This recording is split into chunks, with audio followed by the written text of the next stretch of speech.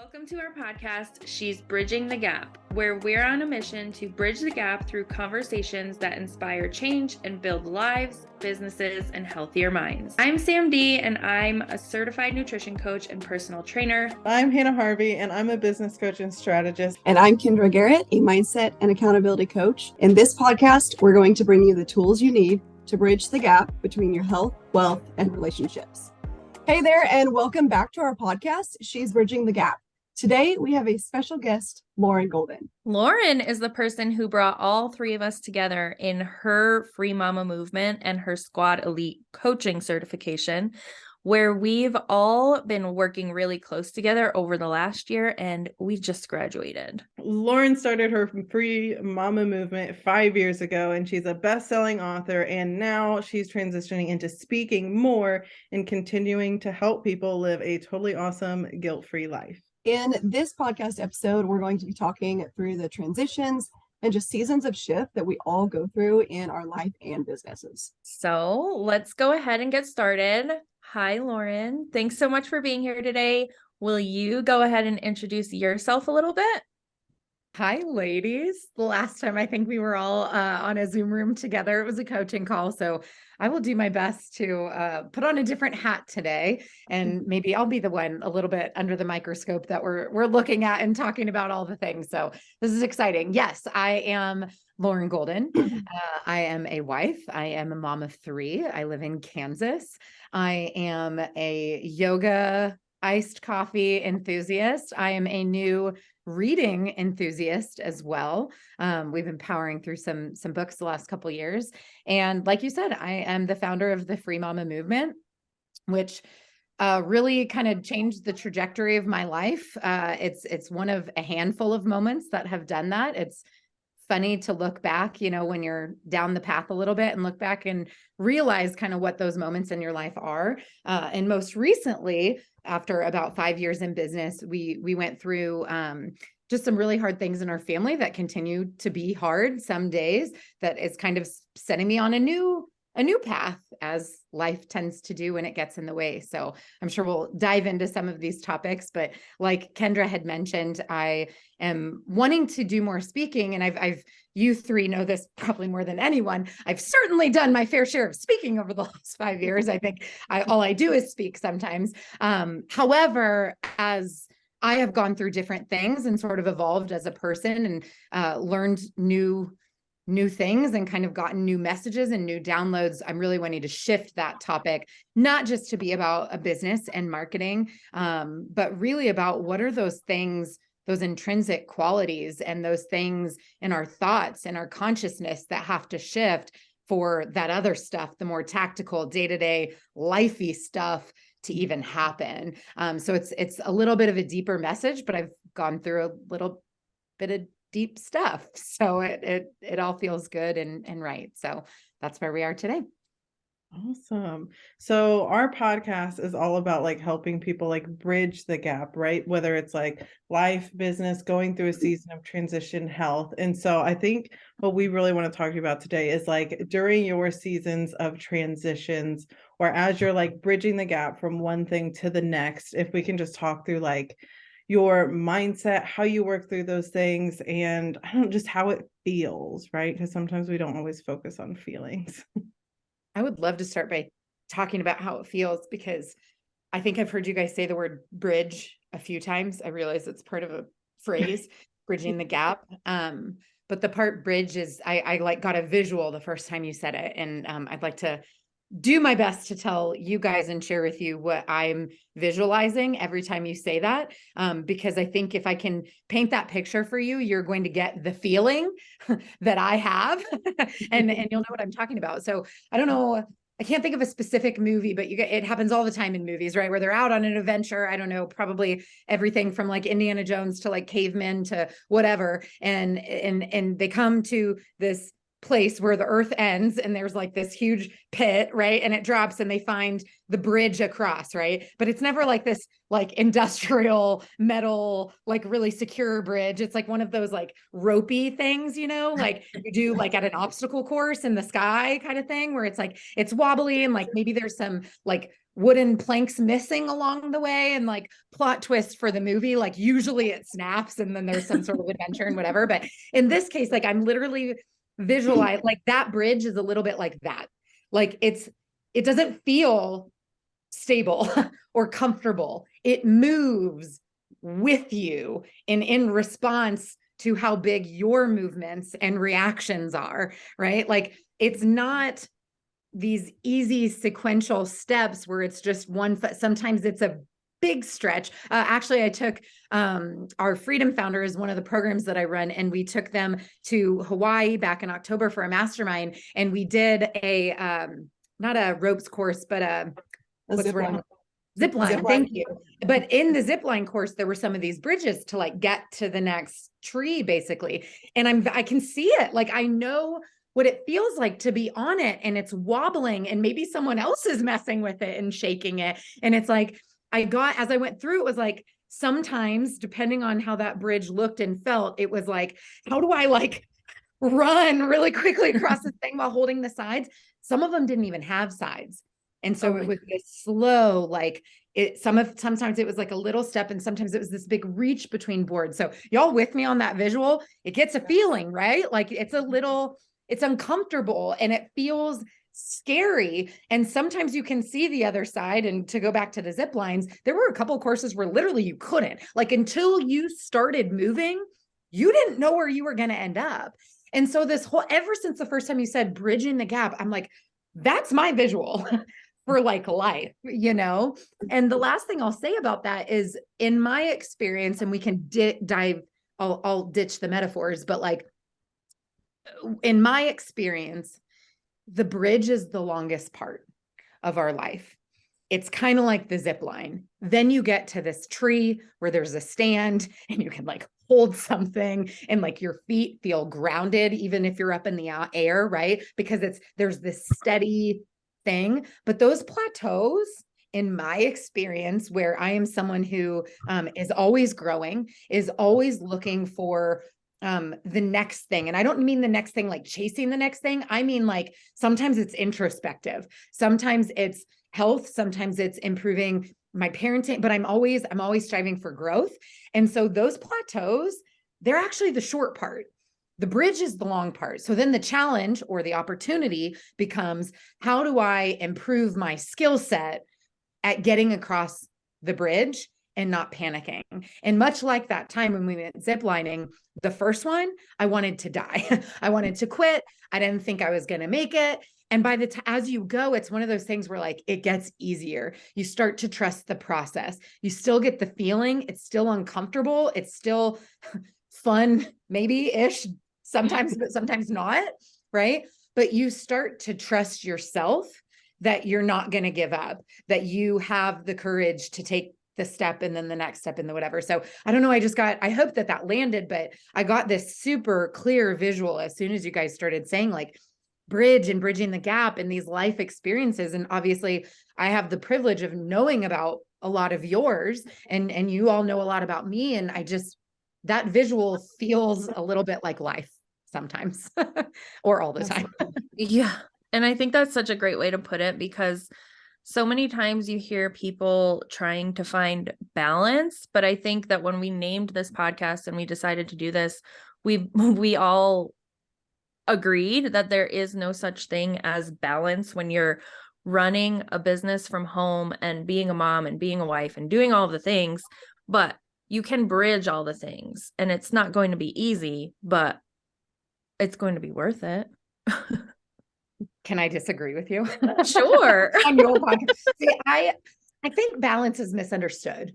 I blame society and culture for that, for sure. And for really unrealistic expectations about what moms and women are supposed to look like and feed their children. And I'm like kind of on a nutrition kick. We started doing Blue Apron, but it was mostly because I was bored with everything we were eating. I was trying to learn how to make new stuff, learned how to make shrimp last night. Really proud of ourselves. You guys know I'm not very domestic. So this has been like a really big deal in my life. But I think balance is misunderstood. I think we have unrealistic expectations as society, and we've somehow called those unrealistic expectations that if you're doing all of those things, you're balanced. And I think that is BS. I don't think that's what balance is. To go back to my bridge analysis, it's like, or analogy, you're going to fall off if you're just like leaning to one side and there's no thing. And hopefully you have the zip line cord, hopefully, right? But if you think about what you're actually doing, to me, and I actually talk about this in my book, and I don't know if it's because I was a dancer. So like, I think of balance as like, you know, you're in releve, you're doing a turn and you don't want to fall out of it. It's wobbly.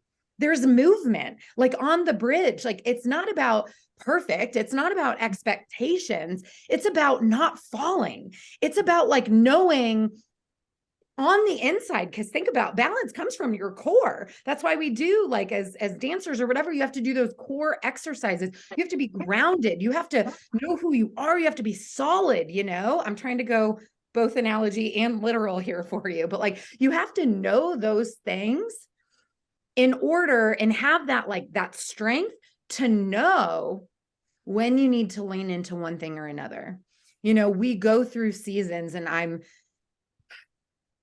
think it honestly would be too bold to even say I'm coming out of it. I'm still pretty in it with my kiddo, where I had to eliminate several things from my business because in the name of balance, because of a capacity issue, right? Where it's like, if I lean too far this side, like, this is not okay over here. So I need to lean over, like, I'm needed over here, you know? But for me, it's trying to get to that place where you've got the strong core, you're on the bridge, you're going to get across, you know, but it's like an action verb to me. Like, it requires movement. It has nothing to do with expectation. I don't care for that stuff at all. So I have a question that you were talking about, which I love, that like balance comes from your core.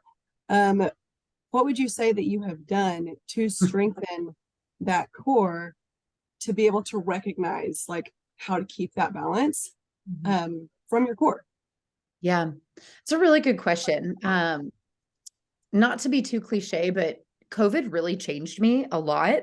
And that was kind of like, I look back now, hindsight's 2020, and I'm like so grateful for what I chose to do and learn during that like first year of COVID, because if I wouldn't have done that, I wouldn't have been prepared for what happened with my daughter during that second year.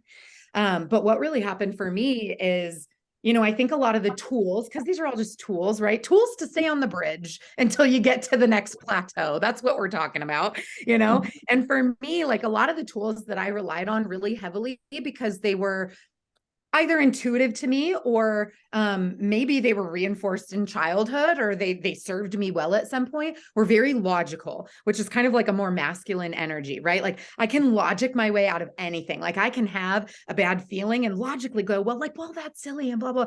The problem is, it doesn't stop the feeling from being a feeling. And what happened for me with COVID is, like, overnight, like so many other parents, like, I became a homeschooling mom.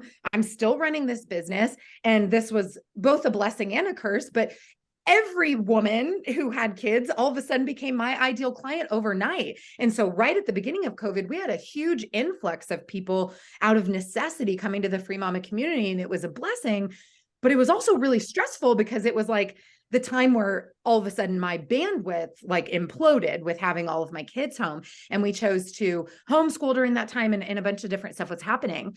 And what happened is, I couldn't hide behind the logic anymore, because nothing about COVID or our country's response or the way people treated each other or anything that year felt very logical. And so I was stuck with all these feelings. And I was like, that was very uncomfortable for me, because prior I had done a pretty good job of pushing those things down.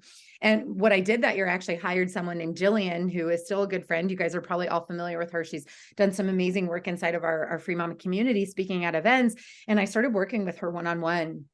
And it sounds so silly to say it. I think I was probably 34 at the time, but like, I learned how to feel that year. And what I mean by that is, I learned how to take a feeling that was real and happening in that moment and actually express it in a mostly healthy way, usually through tears, in that moment.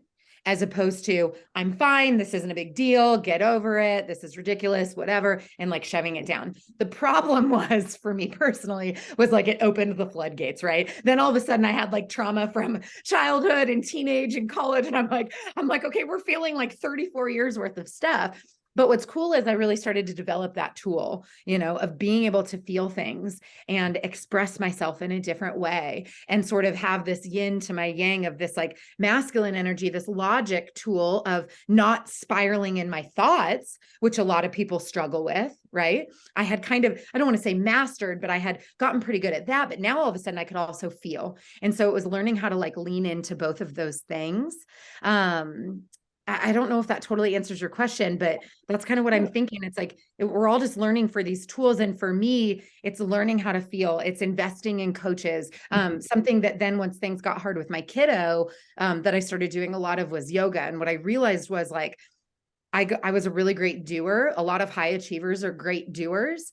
But I had never learned how to just be.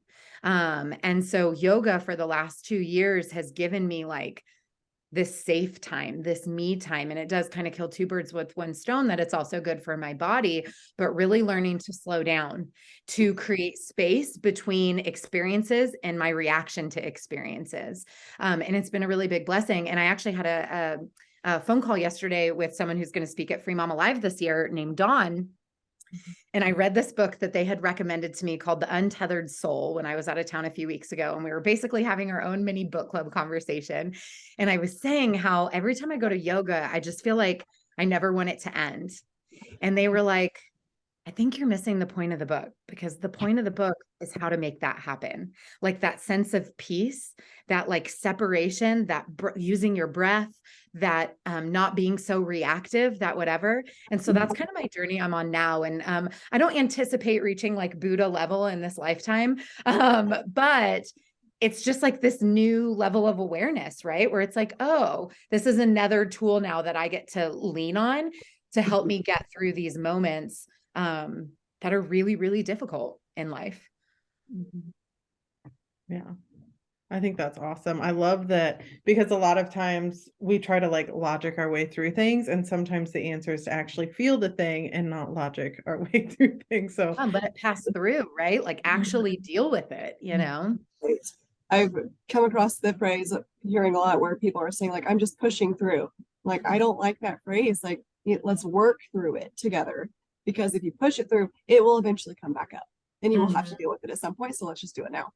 Yeah, So. you guys know I'm like obsessed with words. And so if I use the word but, for example, like I really mean it, because I usually try to replace that with the word and, right? Like holding space for both of the things. It's interesting that you just said that, Kendra, because on that same conversation yesterday with Dawn that I was telling you about, I used the word push and stopped and went back and changed my word. I said, I don't think that's a word that's in my vocabulary anymore, unless we're talking about like pushing the door open, but like, this idea of pushing, I don't find any peace in that anymore. And you guys have known me for a really long time. Like that's a pretty big transformation of self. That's a pretty big transition to like start to make that leap. And that is kind of the gift of life, that we all have this opportunity to choose when we need to make these transitions for ourselves. But it's a journey for sure. It's not easy, and it's not an overnight thing, but it's that it starts with that awareness, right? Ooh, I said push. Did I mean push? What did I mean by push? What is that? Does that feel good? Do I want to be someone who pushes? I don't know. It's curious. So just out of my own curiosity, what did you replace the word with? Oh gosh, I don't even remember. That's a great question. I wish I could know something like really profound. I don't remember. I don't remember the context. I just remember when you said that word, I just remembered that I was like, ooh, it felt like but, right? It felt, it didn't feel good. It felt like that's not actually what I meant. I need to be more careful with the words that I use. Yes. I'll think on it. If I let you know, I'll get back to you. It's so funny though, because now every time I say but, I'm like, no, do I mean but or do I mean and? And it's the same way with push and hustle now too. I'm like, I don't like those words either. So yeah, hustle I've never been a big fan of. I believe in hard work. I believe in work ethic, but something around hustle feels like push. Mm. There's an implication to me in that word that it's hard, that it's hard, like difficult, like not in flow, like, I don't know, like resistance. I don't know. And I'm like, peace. Let's do that instead. Man, so I have a question or something I'd love for you to talk through. So Sure. if you could give one piece of advice or maybe a couple little tidbits for someone who is walking across the proverbial bridge, they're about halfway, they're hanging on for dear life, they feel like they're going to fall off, and they're in that decision where they're either going to go forward or go back, what would you say to them as they're teetering in the middle? Oh, that's really interesting. That changed everything when you said an idea of turning around and going back. Okay, remind me on that. We'll go there first. Yeah. I have a couple things I would like to say. Remind me about the go back, because that's a very different answer. Okay, so you're on the bridge, it's hard. You're trying to make your way across it. I would say, like, no bridge lasts forever. Like, no bridge lasts forever. And even though I really do believe the bridges are the long parts of our lives, not the tree stands, no bridge lasts forever. And so I think when we remember that, not to be too morbid, but can I share something that might be a little bit dark, but I hope you find hope in it? For real people, yes. I went to a funeral years ago. I honestly can't remember it. It might have even been up to like 10 years ago. I went to a funeral for a girl that I had gone to like school with all through elementary through high school. We were no longer close friends, but this was a family friend and someone who I had just really known. And her father had taken his own life. And so this felt especially tender and like a funeral that I didn't need her to know I was there, but I needed to show some support for this family. And I still, a decade later-ish, give or take, remember the sermon. And it was talking about, like we're going through like the valleys and there's these peaks and there's these valleys. And it's like, if you can imagine, like where Sam gets to live with this, like, mountainous landscape, it's like, if that's life instead of a bridge, now we're in a mountain range. Okay. And it's like, we're going up the mountain and there are times on that mountain where you look up and all you see is more mountain. Like, that's all you see. You might be on the bridge and all you see is more bridge. And it's like, are you kidding me? And it's like the same, it's a different version of the same analogy. I just remember him telling this and he did it with such depth and beauty. And it was beautiful. It was the most beautiful funeral I've ever been to because it was a message of hope. And the landing point was like, no mountain goes on for forever. Like, there will always be another valley, but you have to have that willingness to keep going and trust that it's there beyond the mountain range. But when you look up, like, all you see is mountain. And so if you're on the bridge and it feels that same way, like, my advice would be like, who can walk across this bridge with you? What tools do you need to make this bridge easier? You don't have to be on the bridge alone. And I think that's where we feel a lot of times when we're in the bridge and all we see is more bridge. We're like, ain't nobody here to help me, but that doesn't have to be true, And so, like, thinking about my family's hardship the last few years, it was with our kiddo. And for us, it was like, we learned to be advocates. Like, our biggest challenge was not just what Daphne was experiencing. It was that it felt very hard to get help, but it wasn't like we were going to stop trying to get her help. It took a year. It took traveling out of state. It took a lot of resources on just bad days. Sometimes it looked like reaching out to my mom. Like, I find reinforcement, find a team to go with you, find stuff to put in your backpack. Like, those are the things you need to do. And then we need to trust that no bridge goes on forever. Every mountain is followed by a valley. We have to know this and truly believe it to help sustain us, and then equip yourself with stuff along the way. Now, as far as going back, I have a story for that too. So before we moved back to Kansas City, which is where I live now, it's where I grew up. It's where all my childhood trauma took place. And we moved to Texas. We were there for about 4.5 years. It's where I started the Free Mama community. I really blossomed kind of away from this, not just the life I grew up in, but I think really, we've used this word a few times now, expectation. I was expected to be someone here. I was expected to be play a certain role as a daughter, as a friend, as a community member. And I'm in a family that's lived here for a long time. So I was well known. My shoulder was tapped for a lot of volunteer type roles and things like that. And I said, yes, that's who I was here. And it's like, when I moved, it gave me this freedom of like, I could be anybody I want to be here. Like, I don't have to say yes to anything. Like, I don't have to do what people expect me to do. Like, I just get to be who I want to be. And I don't think the Free Mama would exist if we wouldn't have moved. And so flash forward about 4.5 years, and we're talking about moving back. And I remember reaching out to one of my old coaches. It wasn't even someone I was working with anymore. I remember getting on a call with him and kind of telling him some of my concerns about it. And I had this fear that if I moved back, it meant I was going to go backwards. Like if I came back, I was somehow going to like regress in business, as a human, like all of the things.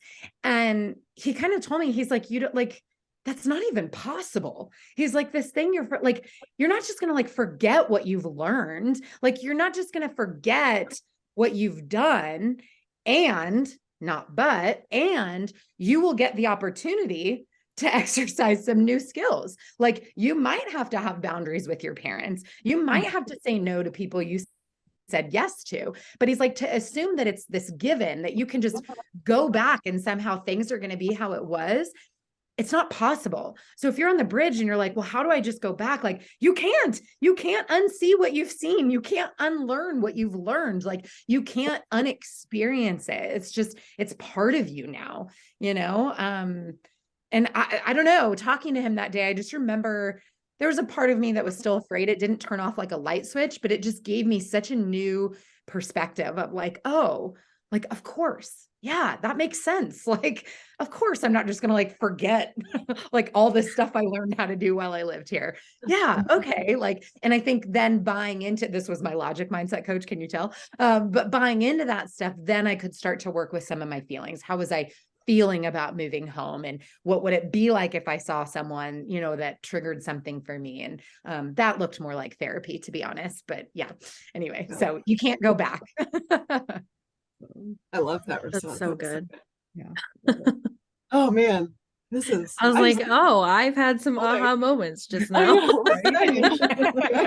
really just regurgitating what other people told me, so it's good. Life experience. Oh, yeah. So you mentioned that you are a reading enthusiast. What is the first book that comes to mind when you think about working on that core to cross your bridges? Oh, I don't know. I'm in a little season of it right now. I think I would have to spend more time on it to think like holistically, but I just finished The Untethered Soul, and I just bought the next book. I haven't started it yet, and it is called The Surrender Experiment. These are by, his last name is Singer. I'll let you do that and put it in the show notes. It'll be great.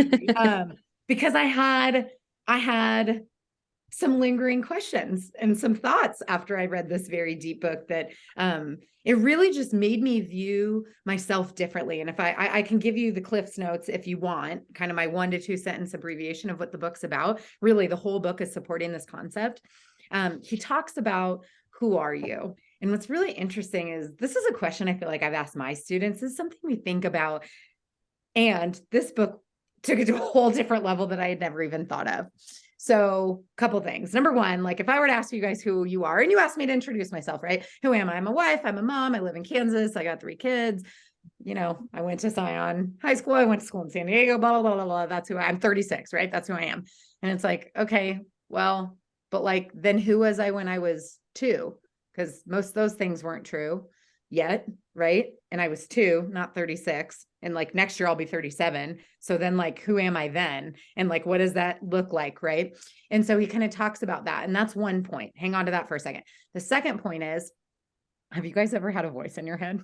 I call them the mean girls, right? That like nasty, like, because usually it's not very nice. It's that chatter that's kind of like, you can't do this, you're not good enough, whatever. But she doesn't just do that, right? I'm gonna use the she pronoun because we're lady friends. So she doesn't just do that. She might have told one of you guys during this call that you need to go answer the door because your doorbell rang and it's your Amazon package and you're going to go do that afterwards. Or that your kid just woke up from their nap and you can hear them and you're wondering what they're doing. And you're kind of listening to me talk for the most part, but at the same time, you can hear the voice in your head doing the thing. You with me? You guys know that voice? You know what I'm talking about? Yeah. Okay. So who are you? Here's what the book is about. You are the one, the consciousness, the awareness who hears the voice. You're not the voice. You're not your thoughts. You're not your feelings. You're not your experiences. You're not your age. You're not who you're married. You are the consciousness. I like to call it loving awareness or gentle awareness because it feels good. That is aware of all of those things happening. So we can call this soul. We can call this self. And the book does a really good job of being inclusive, which is one of my core values. So I really liked that. It relates it to Buddhism, Judaism, Christianity, and how we have all these different nuances for what we call it, but it all reconciles, right? So this isn't a religious debate in the book. It all kind of connects, but it's this, we are the one who is aware. So what does this start to do? To answer your question, Sam? Well, it starts to create space, right? Where it's like, I can raise my voice at my kids because I asked them for the 10th time to go do something, whatever. And I can hit pause and go, you're not bad. You're not a mean mom. You're not whatever. They're not bad. They're not what, like, who am I?